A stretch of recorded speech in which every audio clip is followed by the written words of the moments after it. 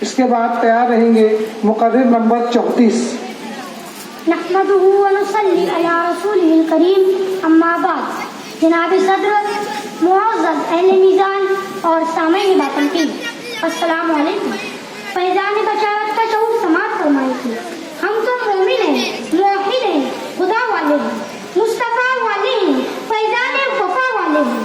ہم جو چاہیں تو باطل کو مٹا کر رکھ دے، ہم جو چاہیں تو حکومت کو ہلا کر رکھ دے۔ آئیے خیالات کے اسی اجالے میں سماعت فرمائیں۔ میرا موضوع ہے سفل کہ دہر کو سیرت سرکار سکھائی جائے۔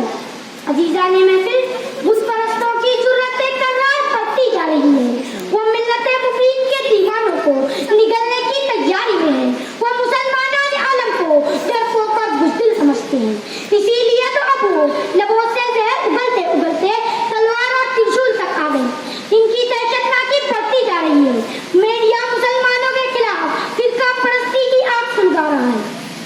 ارباب اقتدار قوم کے خزانوں کو لوٹ رہے ہیں۔ بولنے والوں کی بدتمیزیاں رام زادے سے حرام زادے تک پہنچ چکی ہے۔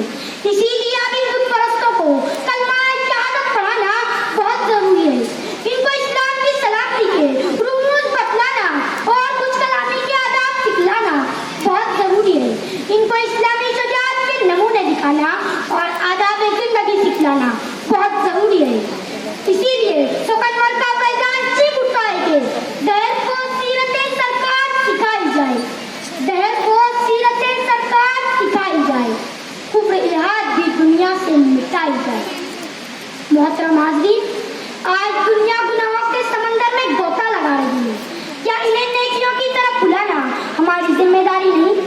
آج دنیا موبائل کے خرافات میں مبتلا ہے۔ کیا ان کو ان خرافات کے جہنم سے بچانا ہماری ذمہ داری نہیں؟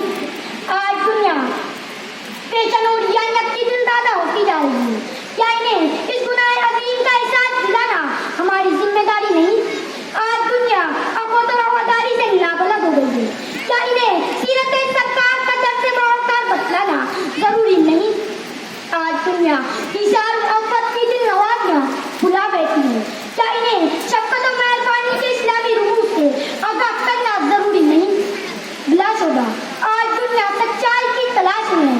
آج دنیا ایمانداروں کی راہ تک رہی ہے۔ آج دنیا حق کی تلاش میں سرگرداں ہے۔